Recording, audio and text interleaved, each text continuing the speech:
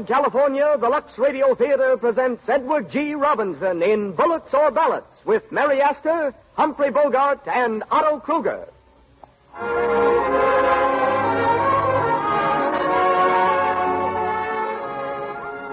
Lux presents Hollywood.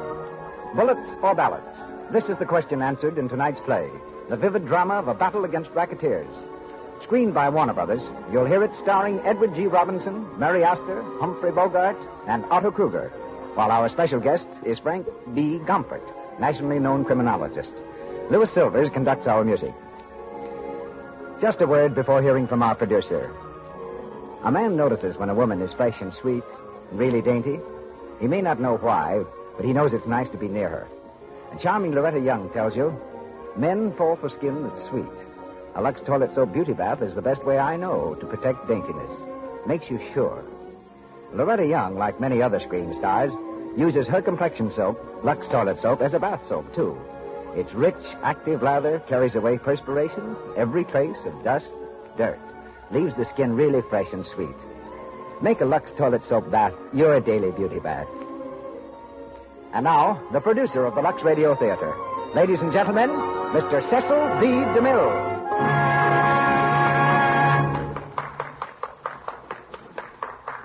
Greetings from Hollywood, ladies and gentlemen. Racketeering is a comparatively new word in the American language, but an old bugbear in American history. Following the Revolution, American vessels in the Mediterranean were plundered and their crews thrown into slavery so frequently that the United States, to continue commerce in those waters, signed a treaty with the pirates' ruler, the Sultan of Algiers. Uncle Sam paid $800,000 for the ransom of imprisoned sailors, and for years paid an additional $23,000 annually as a guarantee for future safety, until our Navy, under Stephen Decatur, forever ended this racket of the Barbary pirates. Today's racketeers, dealing in millions of dollars, would scorn the modest sums involved in historical racketeering, and only by militant public resistance, such as that shown in tonight's play, Bullets or Ballots, can America purge herself of these internal parasites. In his screen characterizations, Edward G. Robinson has often lived outside the law, but tonight he walks a straight and narrow path as he pins a badge inside his coat and becomes, as he did in the picture, Detective Johnny Blake. An established air personality because of his own program, Big Town, this fast-talking, fist-swinging favorite is from Warner Brothers Studio and will soon appear in Confessions of a Nazi Spy. In Bullets or Ballots, you saw another brilliant performance by one of the screen's best bad men, Humphrey Bogart, who likes playing villains, and tonight resumes the part of Bugs Brenner. In our grammar division, there's the statuesque Mary Astor, who brings her loveliness and talent to the role of Lee Morgan. Otto Kruger displays his genius for the sinister and changes only his first name in playing Al Kruger. We raise the curtain now, and the Lux Radio Theater presents Edward G. Robinson in Bullets or Ballots, with Mary Astor, Humphrey Bogart, and Otto Kruger.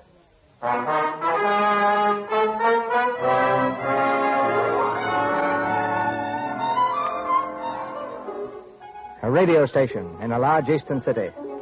At a table in one of the smaller studios, a man reads quietly from a typewritten page. Behind the glass enclosure, the radio engineer sends the speaker's voice out across the city, into the homes of listening millions. The man nears the end of his speech. And so, ladies and gentlemen of the radio audience, there are 1,000 rackets. Rackets which are forcing prices beyond the reach of the poor. Looting business, food, laundry, poultry, dry cleaning. And still the American people let the racketeer go free. Men like Al Kruger, protected against the law, return from mock trials to collect their share of the $200 million plunder taken each year from this city alone. And again I say, these rackets must be stopped. Ladies and gentlemen, I've been ordered by the Crime Combine to discontinue these broadcasts. The gentleman who phoned added, or else.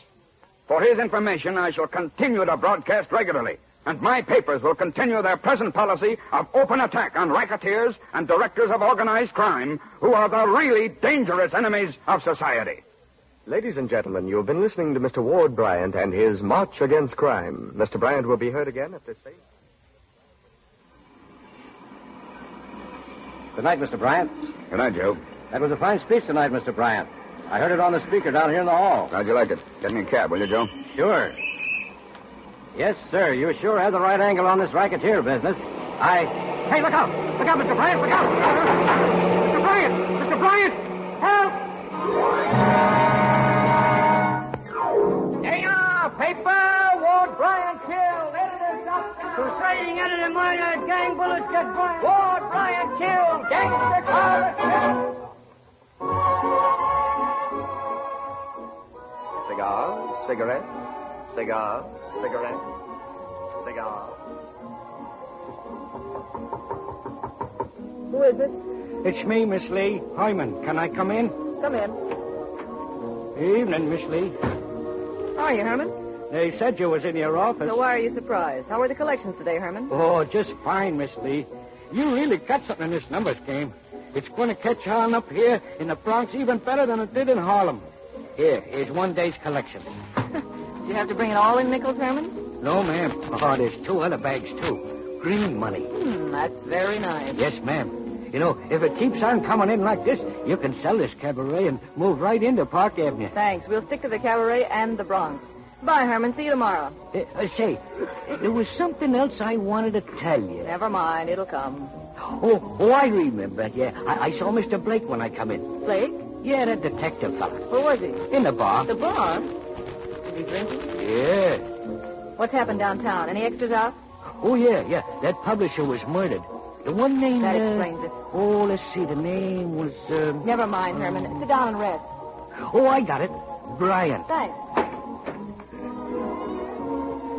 Hello, Johnny. Oh, hello, Lee. Sit down a while. Don't mind if I do. Guess it's all right for the boss to chin with a guy she hasn't seen in months. How have you been, Johnny? Okay. Why didn't you let me know you were here? I was busy reading this about Bryant. That was real brave killing, wasn't it? Did you know him? Yeah, a little.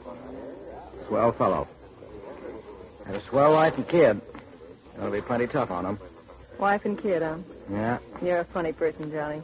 When you come out of your shell, you're really human. But I don't like to see decent people pushed around. When something big breaks down there in your old stamping ground, it gets under your skin, doesn't it?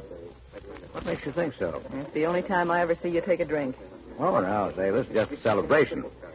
I found out who stole Mrs. Blausmeyer's laundry. That must have been something. It was. You weren't on the level. Sure, I've been transferred up here now regular. Well, that's a fine finish for a police career, isn't it? Trying to find stolen laundry in the Bronx. Well, it's better than being pensioned out with the fire horses. I'm not kidding myself. It's no use. I'm no use to them downtown anymore. Well, with things like this Bryant killing going on, it looks like they need you plenty. They ought to have your whole flying squad back in action. Oh, no. They don't believe in kicking the rats in line anymore. Nowadays, you're supposed to kiss them and tuck them in. Your friend McLaren doesn't think so. Well, McLaren's only a captain. Say, he takes orders, too. So you just go along staying loyal to McLaren and the police department. Yeah, that's about it. And looking for laundry. Sure. Someday Mac will be back up on top. Then you won't have to worry about me anymore. Johnny, who killed Bryant? Al Kruger? You sure of it? It wasn't Al himself. One of his stooges. Bugs Brenner, maybe. How do you know? Kruger had the most to lose by a cleanup. He controls every racket in town. Yeah, not the numbers. The numbers? Yeah, that's small time. If it ever gets big enough, he'll grab it just like he's grabbed everything else. He's got another organization, that guy. Crime Incorporated. Protected right down the line. They can't lay a finger on him until we find out who's behind him, the higher-ups who see to it that he gets away with anything he wants, including murder. I wish they'd let you take a crack at this job. Why? Feeling sorry for me? Maybe. Or maybe it's just because I hate to see a swell guy eating his heart out. No, forget it, will you? See you around. When, Johnny? It's a long time between your visits. I'll make it soon. Swell. Hey, I thought you didn't let Muggs into this place. I don't when I know him. Well, look who's coming in. Who is he? Crail. I sent him up to Sing Sing a couple of years ago. Well. Hello, Detective Blake. So the parole board turned you loose on the public again, eh? Yeah. No thanks to you. Well, I hear they cut down the big shot detective down to size. Gee, it must be tough not to be able to kick the boys around anymore and make them tip their hats to you. Yeah, but they still do. To a Bronx flatfoot? Yeah. Yeah, and as long as I'm part of the force, they'll keep on tipping their hats. Remember it next time. All right, everybody, it's all over. Muggsy, throw that guy out. Music, Harry. Well, I guess we'll go downtown, see what's going on. You haven't lost the mental touch, have you, Johnny? See you soon. Don't hurt your knuckles.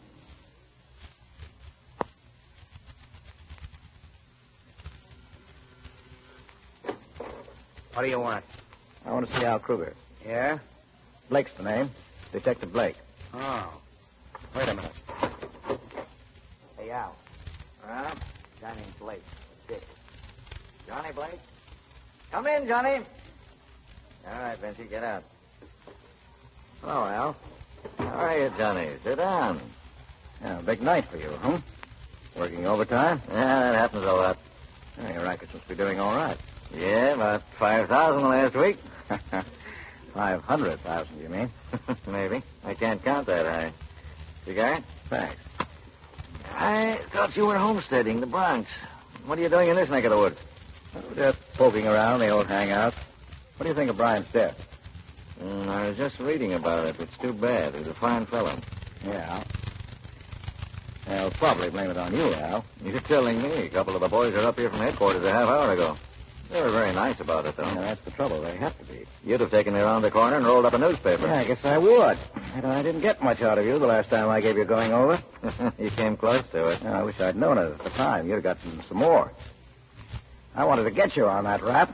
Yeah, good old days. Yeah. You've traveled a long way since then.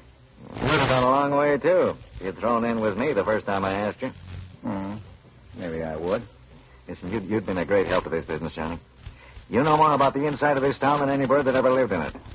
But if I'd gone in with you, Al, I'd have done it to nail you. No, you wouldn't. You never double-cross anyone in your life. Even a crook if he told you something in confidence. You rode the pants off of all of us, but you always let us know where we stood. And you've always known what I thought of you. Yeah, but you're the only fella I'd take it from. Listen, I still want you to throw in with me, Johnny. I'll stick with the department. After all the kicking around they've given you? Mm-hmm. You're a chump. All you'll ever get out of it is a petty larceny pension. I could do more for you in a year than you learn in a lifetime on the force. Well, maybe I'd like to make my money the hard way. Well, no. Probably still be asking you 10 years from now. If you live that long. Hey, Al, did you see the papers about... Hey, what's he doing here? Well, it isn't Bugs Brenner. How's for getting out of here, Blake? Hold your horses, Bugs. I asked Johnny here. Now, never mind, Al. Bugs hasn't been able to forget the week he spent in the hospital after he took that swing at me. I don't think much of him either. I'll see you around. Oh, I forgot to compliment you, Bugs. Nice, clean job you did on Bryant. What are you talking about? Nothing yet. Good night, Al. Hey, what's he talking about? As if you didn't know, you 10-cent thug. I told you to leave Bryant alone. I don't know anything about him. What's the matter with him? Is he dead? Yes, he's dead, and you did it. I pulled you off a truck, and you pay me back by taking a chance on ruining a $100 million gold mine. Well, someday you'll get wise to the fact that the strong-arm stuff went out with Prohibition. You're not running liquor anymore. You're in big business. Sit down. Alan? Plaza 95472. That's right. We've just seen the extra, Mr. Kruger. Please come to see us at once tonight. Yes, sir. Right away. Well, that ought to satisfy you. Hey, who is that? The big fellas? The first time they've called in 6 months, and when they call at this time of the night, it means they're going to rake me over plenty. They're liable to pull the props out from under me for this Bryant mess. Well, if they do, it'll be the last thing that'll happen to me. Hey, Al. Who are these fellas? Who are they, Al? If you knew, you wouldn't sleep much tonight. Now, beat it.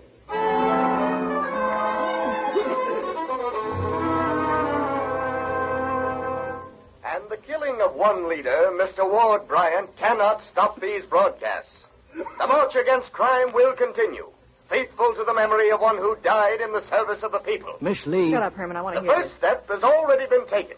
A new police commissioner was recommended by the grand jury last week. A man with a splendid record and fine reputation for honesty and integrity. We are pleased at this time to inform our listeners that the appointment was ratified today. The new police commissioner of this city is Mr. Franklin McLaren. Mr. Herman, Yes, ma'am. get Mr. Blake on the phone. Circle 0461. Yes, ma'am. Say, that's what I've been meaning to tell you about Mr. Blake. Well, what? Well, Mr. Blake got fired from the police force this morning. Fired? Someone's kidding you. No, it's true. You ask him. This Mr. McLaren started a big shake-up, and they fired a lot of fellas. But he was depending on McLaren. Well, you ask him, Miss Lee. Oh, now, where was I? Oh, yes, see? Wait, never mind calling. I'll run over and see him.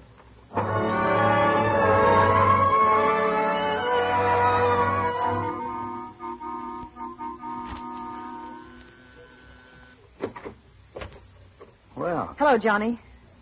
well, how are you, Lee? I never thought you'd get over this way. Well, shall we just stand here and swing on the door? No, come on in. Oh, what are you in an uproar about? Herman said you were fired. That's right. Yeah, sit down. Make yourself comfortable. Who did it? McLaren? And you were the one that was telling me that when McLaren got on top, everything would be just fine and dandy. Well, I was wrong. Sure. It's about time you got wise to yourself. Around this town, the only reason friends pat you on the back is to find an easy place to break it. Well, you're a friend, aren't you? I guess you're dumb enough to think so. No, I'm not dumb, Lee. You like me pretty well. That goes both ways.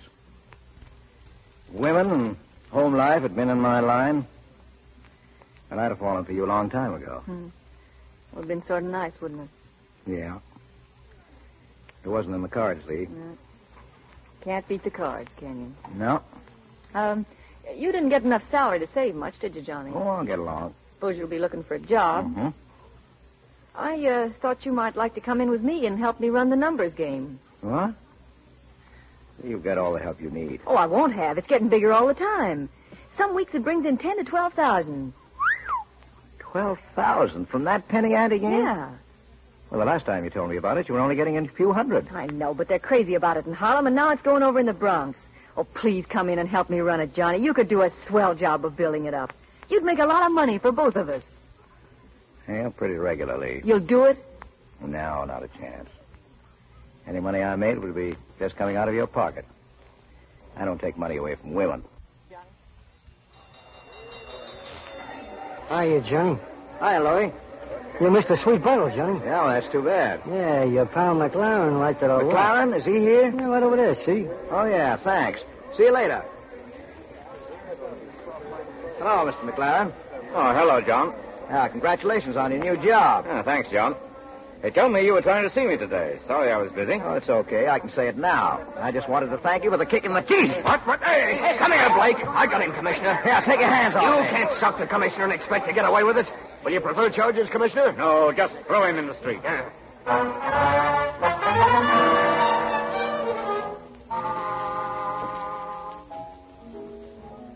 You want another drink, Johnny? Mr. Blake, to you. Sure, sorry. I'll freshen this one up. Hello, Johnny. Oh, hello, Al. Mind if I sit down? I just came from the fights. Yeah, I saw you when I went in. You don't miss much, do you? Yeah, it's a habit. How was the main event? They ought to have had you in the ring. That was a sweet punch, Johnny. Al McLaren had it coming to him. Yeah, finally washed up, eh? Yeah, plenty. A lot of thanks you got from McLaren and the public. Yeah, not even that petty larceny pension you were talking about. From now on, I'm going to see what it's like looking out for number one. That offer is still open, Johnny. I'd like to have you in with me. Doing what? I like it a hunch we're in for some trouble. With McLaren and that grand jury on a tear, if there's any weak spots in the organization, I got to find them now. You'd be the first one to spot them. I want you to look over the whole setup, and the only one you answer to is me. You've got a lot of confidence in me. I've heard fellas you sent to prison say that if you ever made a deal, you'd see yourself dead before you'd go back on it. Yeah? How about it? Okay, Al. It's a deal. Good.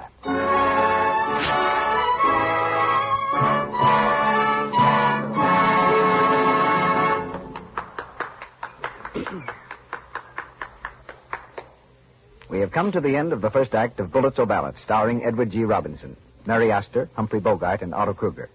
The curtain will go up on Act 2 after our short intermission. But now, here's something that happened recently, which I would like to have you hear. You better hurry, Mary. We're going to be late. All right, just a moment. Gosh, you've been primping for an hour now. Don't exaggerate.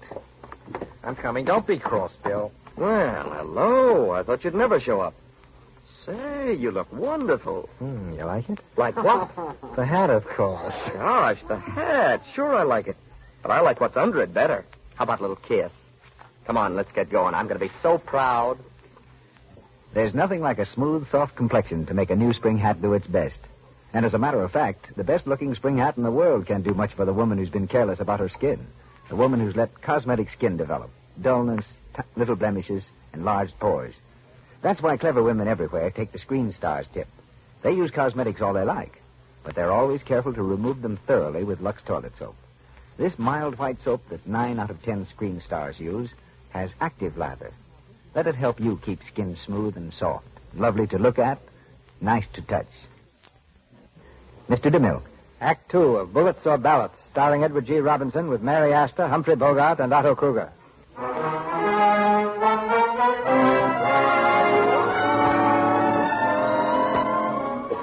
Fired from the police force, Johnny Blake has gone over to the racketeers as a working part of Al Kruger's crime combined. But now an outraged citizenry demands action. Swiftly and without warning, the new police commissioner cracks down. McLaren Dynamite Racketeer! Police start cleanup! Loan Sharks routed! Laundry racket smashed! McLaren raids jewelry fences! One by one, the rackets fold, and thousands of dollars are turned back to the taxpayers.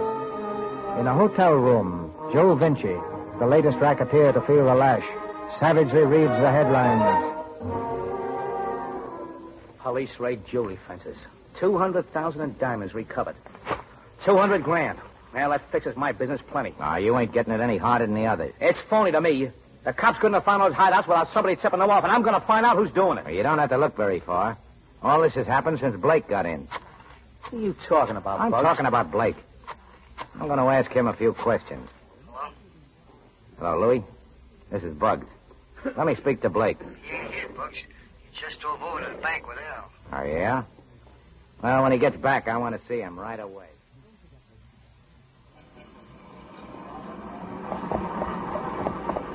Sorry, you'll have to move that car. This is a no parking zone. Forget it, copper. This car belongs to Al Kruger. Thanks. Want me to put your name or his on the ticket? You write a ticket for Al Kruger, and he'll tie you to that nag of yours upside down. Hey, what goes on? What's the idea of the ticket, Donlin? What's it to you, Mr. Blake? What's the matter? Afraid McLaren will fire you if you don't get rid of all those parking tags? No, he's already weeded the rats out of the department. You wouldn't like to climb down off that horse of yours for a minute, would you, Donlin? I'd be glad to. Hey, now, wait a minute. Take it easy, Johnny. Well, I'm off. What do you want to make of it? Hey, now, wait. Johnny, cut it. Come on, How's that, Donlin? Come on, let's The get department wants lilies, huh? Need a horse to be a cop, do you? You face cop. This goes for the whole floor.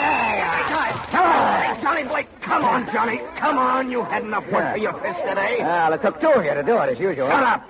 All right, Donlin? Yeah, call the wagon. Yeah, call the wagon. Get a whole squad to take me in. Joe, tell Al if he wants me at that meeting on time, better rush the lawyer now.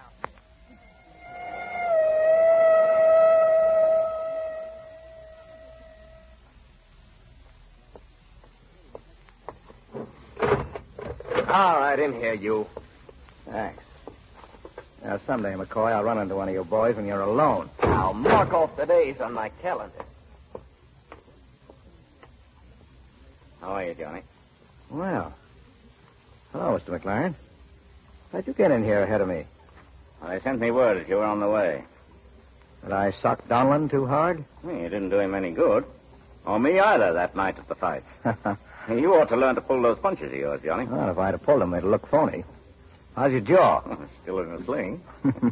Well, what you start the fuss for this time?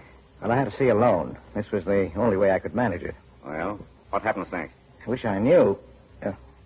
Here's another report. The whole poultry racket down through names and addresses. It's a plan of a garage, their business headquarters, and so on. I'm afraid it won't do much good, though, except for raids. Well, that's good enough for the time being. We're doing pretty well on your information, Johnny. Yeah, so I've been reading in the papers. Did you find out who bosses Kruger? Now, all I know is that there is somebody higher up, and he controls everything. Now, we can nail that bird. The whole works will fold up from the inside. Does Brennan know who it is? Nobody knows except Kruger. Or do you think you'll ever get it out of him? Oh, not a chance. Well, how are you working it? We've got to know. Now, look, Brenner is Kruger's number one man. If anything happens to Kruger, and I'm going to see that it does, Brenner steps up. But I'm not going to let him because I'm going to step into Mr. Brenner's spot. How? But I don't know yet. Is that all you got to tell me? Well, that's all now, except keep on smashing him as fast as you get my instructions. When the break comes, I'll know what to do. Until then, you've got to play the cards the way I deal them. There's only one thing, though, about it. What's Tut, that? there's only one thing tough. Tough. Oh, what about it? What's that? Kruger. You know, he's just as much as a rat as the rest of them. He'd knock me off in a minute if you found out. And I'll hate to cross him. Because you haven't given him an eating break? Yeah. Well, I haven't given you one either. We had another man on the force who tried to smash that mob. They threw acid in his face. His headlights don't burn anymore. I handed you a rotten job, Johnny. Well, I asked for it. Hey, all I know is handling mugs. I'd have come back to work for you if I had to ride a horse or hand out traffic tickets. Right. Yeah? Kruger's lawyer's in the office with a writ for you. Come on. Yeah, all right. Well, so long, Mac. Take care of yourself, Johnny. Sure, and as soon as I'm set, you'll hear from me. In the meantime, make them tip their hats.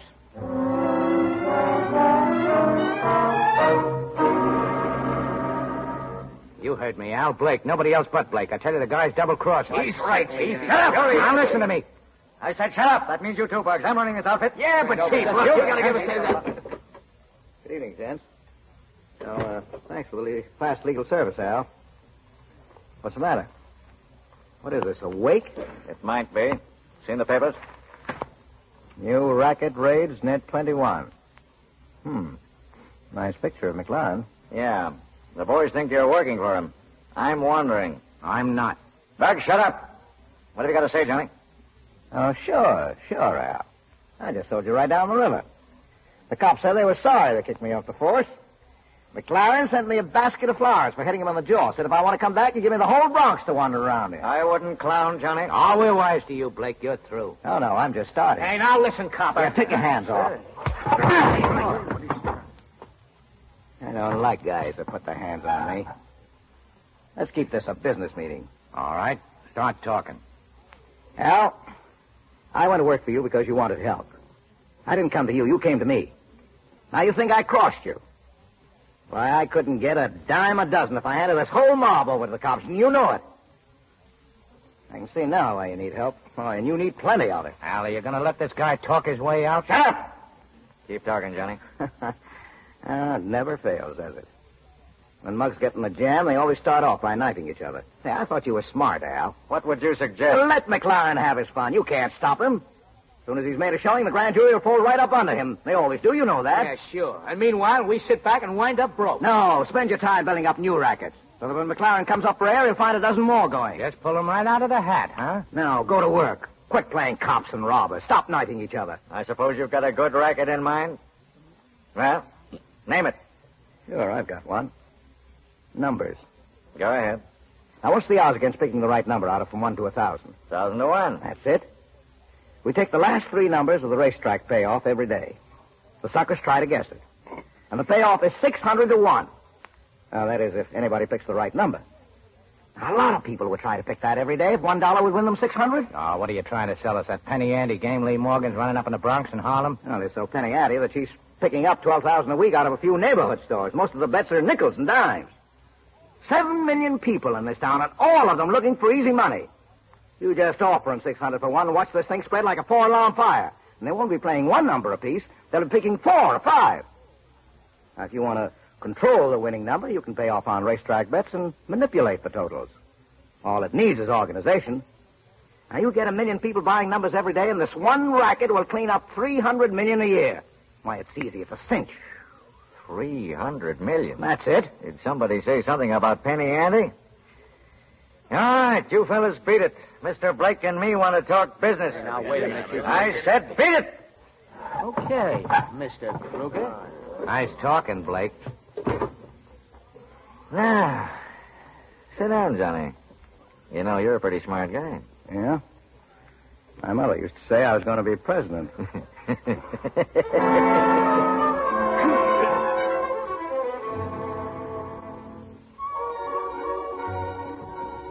Miss Lee, I got to see you right away. What's the matter, Herman? Where'd you get that shiner? Miss Lee, it's important. Come inside.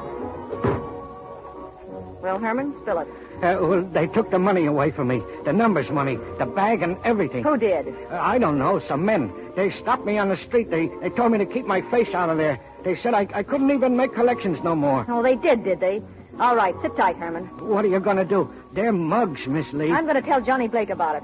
He'll run these chisels right off the end of the 93rd Street dock. Wait here, I'll be right back.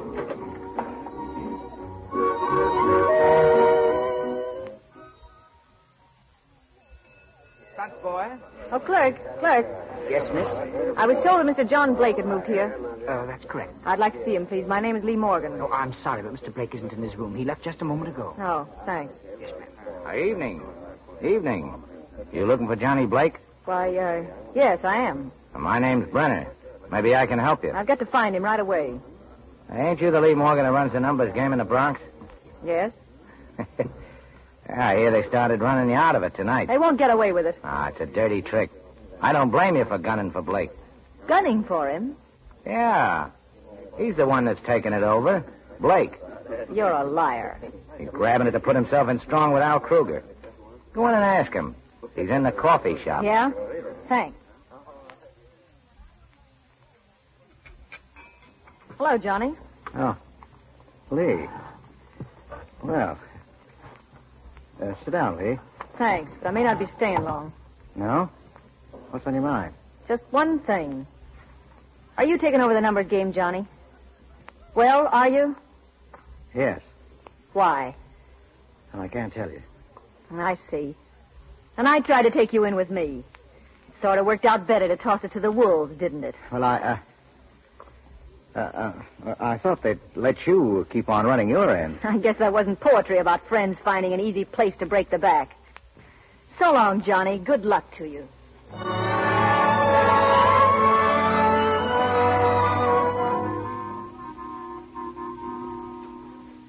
20, 30, 40,000, and one makes 41,000. That's your cut, Johnny. Thanks. Hey, that's not so bad. You earned it. That was a great idea, taking over the numbers. Sure was. By the way, you better sink that cash in a safety deposit box. Don't put it in a regular account. No? Oh, sure. Safe deposit. Yeah. I get it. Is that what you do, Al? Yeah. Well, it's easier to get at. They can't trace it. You and the bosses must have had to take over a vault. Yeah, I don't know where they put theirs, but they're plenty happy. Yeah, how about meeting them sometime? Not a chance. I'm the only one that knows who they are, and I guess they want it to stay that way. Well, I suppose you can't blame them. Well, good night, Al. Oh, say, what would happen to them if you got lost? Well, pick someone else and keep on going. Brenner, huh? No. It would probably be you. Me? Yeah. They think you're the best man I've got. But you wouldn't want it, Johnny.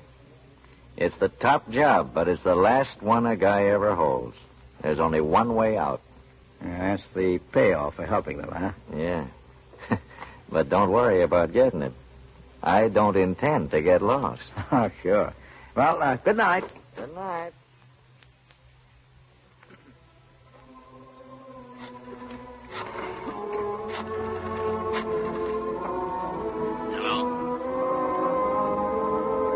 Hello? Hello, McLaren?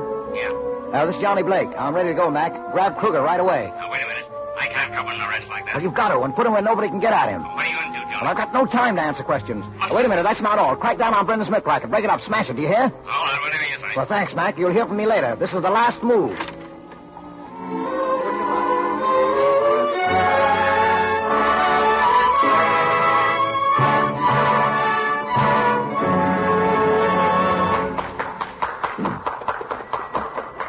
We pause for station identification. This is the Columbia Broadcasting System.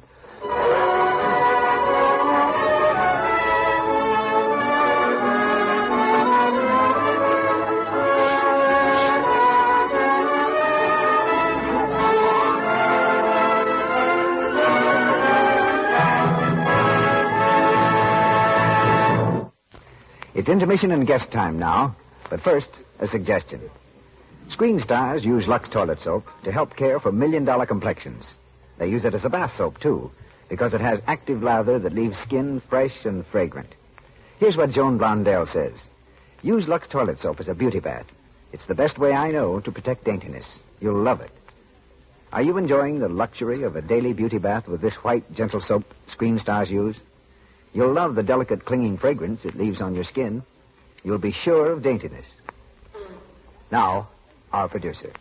The battle that Johnny Blake is fighting in our play against racketeering and terrorism is being fought throughout the country by men like tonight's guest, Mr. Frank B. Gompert, who match the brawn and daring of gangsters with the relentless weapons of science. Mr. Gompert is the criminologist in charge of the research laboratory of the Sheriff's Office of Los Angeles County. He's a policeman who fights not with machine guns, but with microscopes. Has a degree in law, as a master of sciences, and a doctor of philosophy. He's been technical director of several movies dealing with crime, and has worked on some 8,000 cases, 80% of them murders. As a 20th century Sherlock Holmes, Mr. Gompert, tell us just how you do it. Well, we have to deal in chemistry, ballistics, physics, toxicology, and handwriting, Mr. DeMille. No one man can be outstanding in all fields. But a laboratory, combining experts in each field, can come pretty close to solving any crime.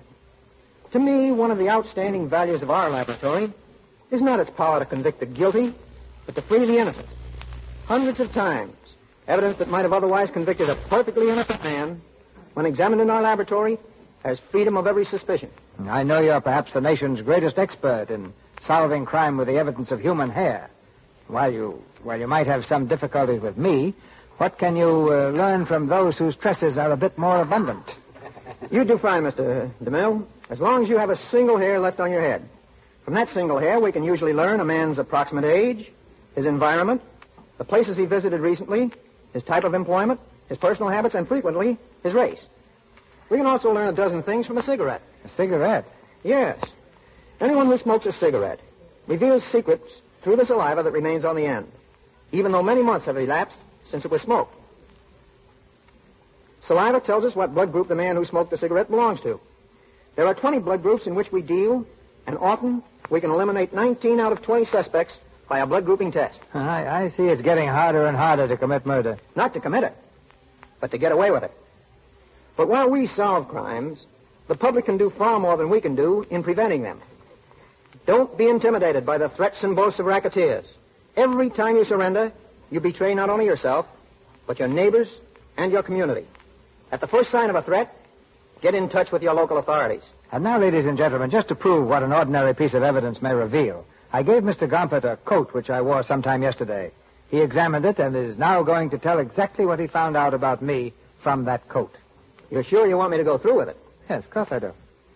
We really don't have to, Mr. DeMille. Backing out, are you? Okay, Mr. DeMille, you asked for it. I took your coat, and last night beat out all the dust. Here's what it told me. Yesterday morning, you took a walk with a brunette between the ages of 20 and 25. An actress, probably a star. You stopped at Hal Chester's flower stop, bought an orchid, had lunch at the Brown Derby, and ate, among other things, a shrimp cocktail. Later you... No, that's plenty, thanks. But don't try to tell me you learned that from my coat. You probably followed me. Sorry, you're wrong. Here's how it's done. A few black hairs on the coat told me the lady's age, and a preparation on the hair revealed that she had something to do with acting under powerful lights. I guessed she was a star instead of an extra, because the face powder also found on the coat was very expensive. You were walking, because if you had been riding, the powder would have been differently placed. It was in the morning, because that particular powder does not look well on a brunette at night. You went to Hal Chester's, because I found the pollen from a cymbidium, that is, a terrestrial orchid, and Hal Chester's about the only store carrying that kind. You went to the Derby, because I found a tiny spot of sauce, used for a seafood cocktail, and it contained a trace of an herb, which I won't name, because the chef of the Derby claimed that it is part of his secret shrimp receipt. You win, Mr. Gompert. Who was the girl? Well, that's for you to reveal. It happened to be my daughter, Catherine. I have only one suggestion to make. The next time you go to the Derby for lunch, how about asking me along? And thanks for the invitation here tonight. It's great to take you, Mr. Gompert. Great. And that's a date. Edward G. Robinson in Bullets or Ballots with Mary Astor, Humphrey Bogart, and Otto Kruger.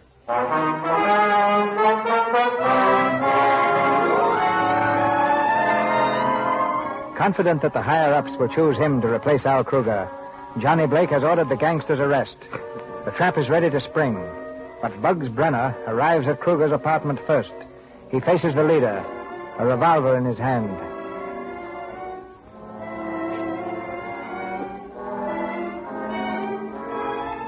Well. Hello, Bugs. I forgot forgot the music was going under there, so I was waiting to finish. You mind taking that again, Mr. Nelson? That's the door open. Does the door open? No. Could put it in there, might be. Charlie, it's a good suggestion there. Just at the end of Mr. DeMille's introduction, have a door open there. You mark it, Ray? In his hand. Faces the leader, revolver in his hand, door open. All right, Rudy, if you don't mind.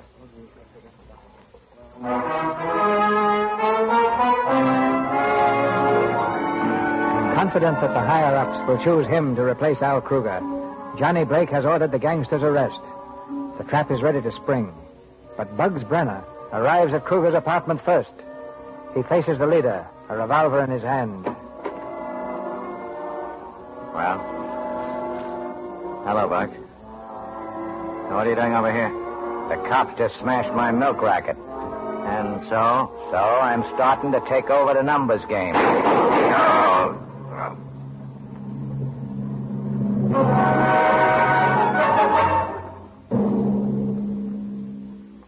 Let's take that again. That's awfully confused.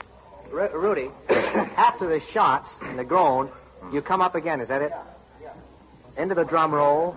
There's another, and then down. Hold. You sustain that, will you?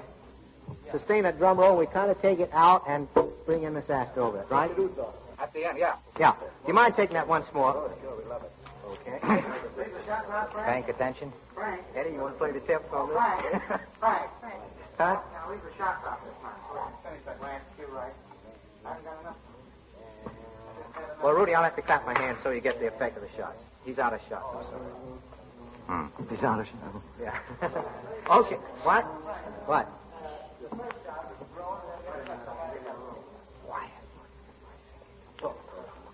Yeah. Charlie, the first shot, a groan, and then bang, bang, bang. Instead of all together, you see? All right. Once more for Mr. Mills.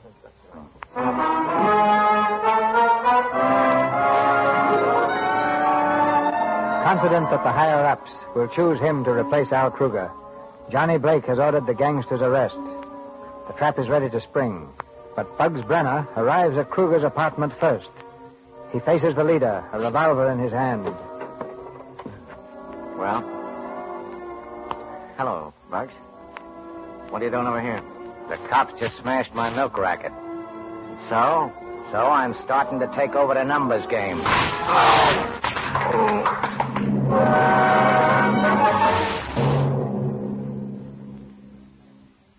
Al Kruger slain. Racketeer found dead in hotel room. Who is it? Good morning, Miss Morgan. Oh, come in. Mr. Brenner, wasn't it? Yeah, that's right. A lot of news in that paper. Yeah, who did it? I don't know. We're trying to find out. I thought he was your friend. He was. You don't seem very upset about it. Well, ain't no use crying if the dice fall that way. Well, what do you want? Do you want to go back in the numbers game? What are you trying to do, kid me? Ah, you started the game. You ought to have a share in it. And I suppose Mr. Blake will let me have it. He'll have nothing to say about it. I'm running things from now on. If you want the Bronx and Harlem districts, they're yours. And if you need protection, you'll get it. Yeah? That sounds good. Too good. You don't trust me, huh? I don't trust anybody. Neither do I. You know, we ought to work fine together.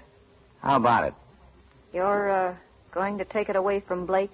Yeah. All right, go ahead and take it. Ah, that's the girl. Hey, come on over here. We'll get along swell, you and me, huh? Yeah. In the numbers game. Okay. I called the boys for a meeting tonight. They don't know it yet, but they got a new boss.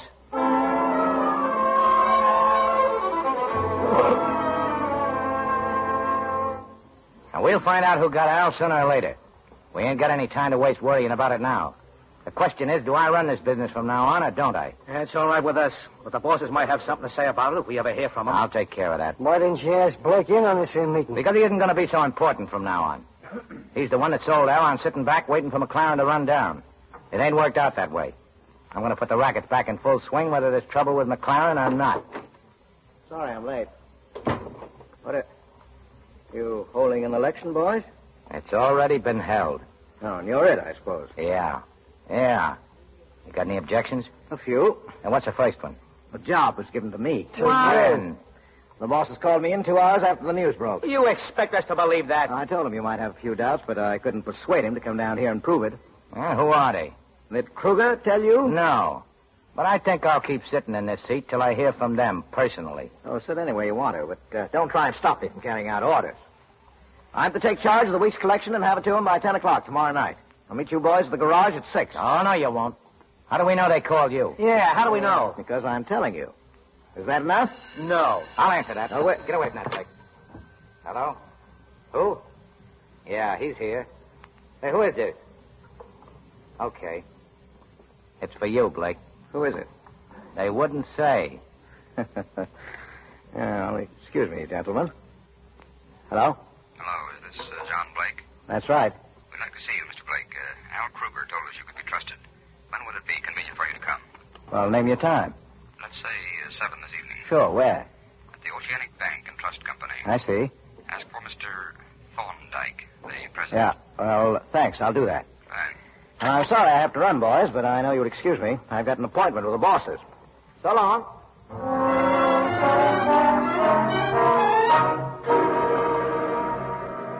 Sit down, Mr. Blake. My name is Thorndyke. Oh, yeah, the president, huh? That's right, and this is Mr. Hollister. Hi, Mr. Hollister. What do you do? And Mr. Caldwell. Mr. Caldwell of the Caldwells? Oh, so you're the head. Yes. Well, no wonder the organization has been so well protected. Why did you try to take Kruger's job over? I didn't try to take it over. I took it over. Didn't you think we might object? Why should you? I proved that I can run it better than anyone else. Better isn't any good. You have given us quite a bit of revenue. Well, I've given you more than any 4 of them put together, and I'll keep on doing it. Provided you give me a few breaks. You know, I'm not in this for fun. Satisfied, gentlemen? The job's yours, Blake. Thanks. You're not making any mistake. Incidentally, Mr. Blake, you're the only one who will know who we are. I understand that. The first thing we want you to do is collect our receipts from the garage tonight and bring them here. Yeah? Well, I've already arranged to collect them. Oh. Will it be all right if I get here at 10? Quite all right. And now, before we get into detailed instructions, I'd suggest that we have a drink to Mr. Blake's success. How about it, Mr. Blake? Thanks.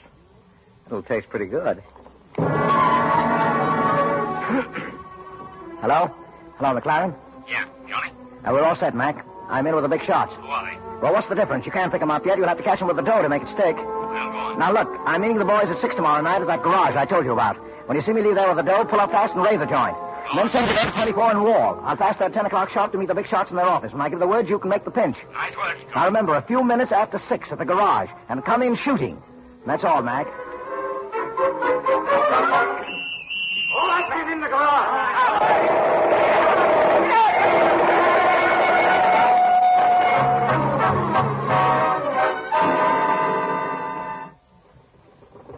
Just a minute. Hold your horses. Hey, let me in. What's the idea of coming in the back way, Buck? Cops are after me. Has Blake been here? No, what's happened? Nothing, except that he's done what he always said he was going to do. Put the whole crowd on the spot for McLaren. They got everybody except me and Joe raided the garage. Wait a minute. Johnny was... You worked with the police? Oh, he's been working for them the whole way. Now, I'm going to pay him off. I'll get him if it's the last thing I do. Hello, Lee Morgan. Is Bugs Benner there? Who's calling? Tell him it's Joe. Oh, I'm sorry. I haven't seen him. He said I could reach him there. I'm sorry, but he's not... Wait a minute. Give me that phone. What's the matter with Give you? it to me. Hello? Bugs, this is Joe. Yeah, go ahead. I found him, Bugs. Blake? Where? He's hiding out. 1124 East 18th. 1124 East 18th. Yeah, it's an old private house. There's a back stairs leads right to the door of his room. Ah, okay. Thanks, Joe. Bugs, what are you going to do? I'm going to pay Mr. Blake a visit. Wait, now, listen, Bugs. Get out of my way. Down, Get out of my way. I tell you.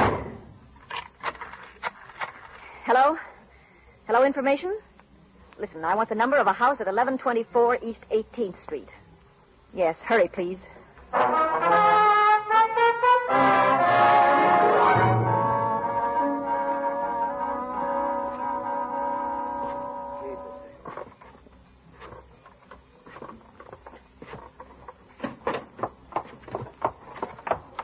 right, Blake.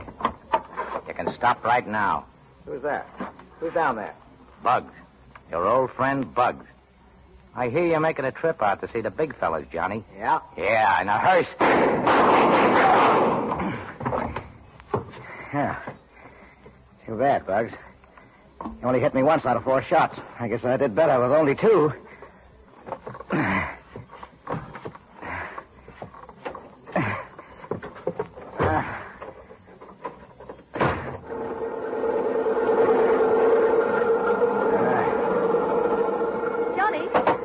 Hello, Lee. Johnny, I tried to call you. There was no phone here. Yeah, I know. Has Brenner been here? Yeah, he's in there on the floor. Oh. Are you all right? Oh, sure. Drive me over to Wall 24th, will you, Lee? I've got some business. All right, sure, Johnny. I was afraid he'd kill you. You told me you were working for the police. Yeah, on and off. I've been a heel, Johnny. The things I said that night at the hotel. Well, you didn't know. Forget it. I tried to stay sore, but it seemed sort of funny not seeing you around. You're all through with it now, aren't you? Yeah. I'm glad. You can go back on the force. Maybe the Broadway district. Yeah, maybe. Well, here's where I get off. Thanks, Lee. Thanks. You sure you're all right, Johnny? Oh, sure. You run along. I'll wait for you. No, you'd have to wait too long. Thanks for the lift. Your races, Lee. I'll remember that. Will you? Good night. Good night, Johnny.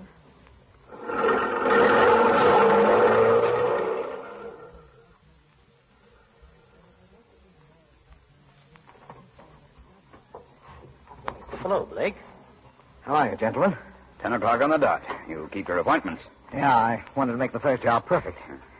Here's the money. Well, open it up. Did you have any difficulty with Brenner? Oh, no. We got along fine. Well, how does it feel to be head of the organization? I've been waiting for a night like this for 15 years. You deserve it. Thanks. Will you gentlemen need me any more tonight? No, we'll contact you next week. Well, that's fine. Wait a moment. What's the matter with you? With me? Oh, nothing. Why? You're hurt. Oh, no. Everything satisfactory, gentlemen? Yes, of course, but you can't... Well, good night, then, gentlemen. Good night.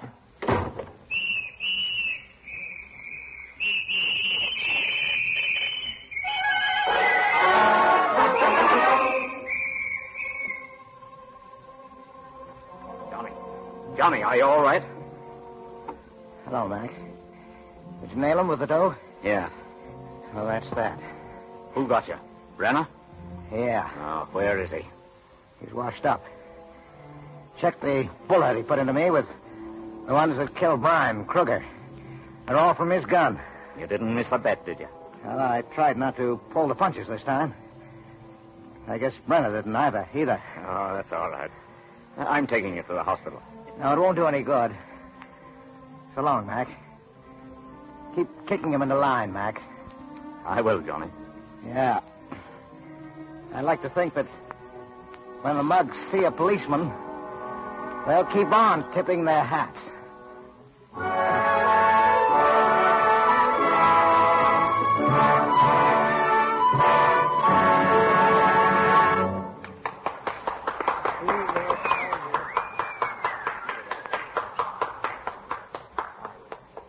Life and a play end together. And now the late Johnny Blake becomes Edward G. Robinson. And Lee Morgan is once again Mary Astor. And here's a question, Mr. DeMille, that I've been waiting a long time to toss at Mr. Robinson. Don't you ever get tired of dying, Eddie? Or of being Hollywood's favorite bullseye? Oh, I don't mind being bored by a bullet, Mary, if the results don't bore the audience. But I'll admit it's a distinct relief to be able to die occasionally on the side of the law and orders. I did tonight in Bullets or Ballots. But how did you like the story? Speaking as Lee Morgan, not so much. You just about ruined my life by dying.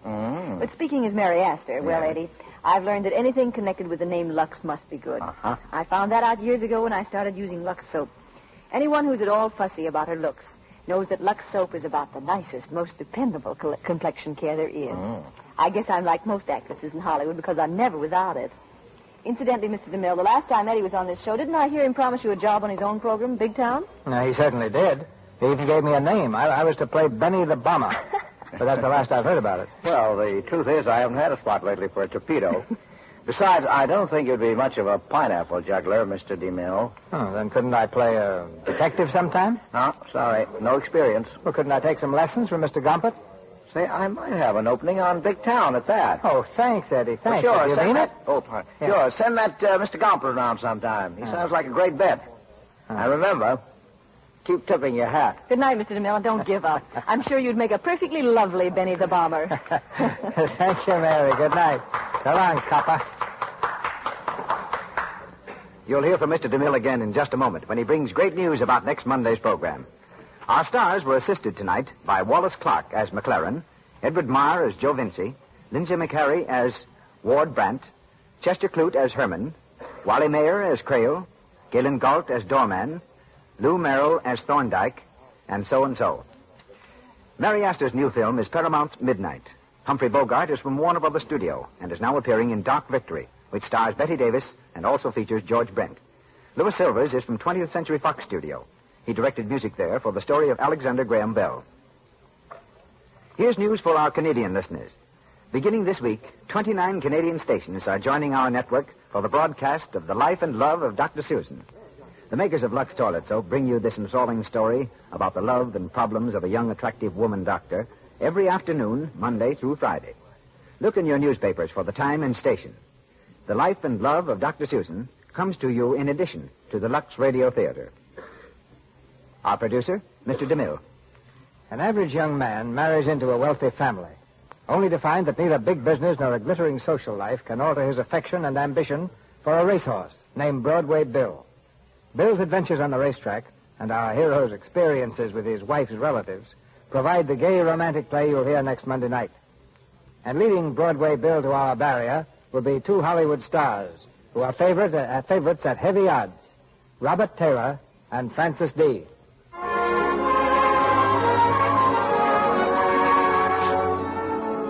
Our sponsors, the makers of Lux Toilet Soap, join me in inviting you to be with us again next Monday night when the Lux Radio Theater presents Robert Taylor and Francis D. in Broadway Bill. This is Cecil B. DeMille saying good night to you from Hollywood. Our announcer has been Melville Rourke. This is the Columbia Broadcasting System.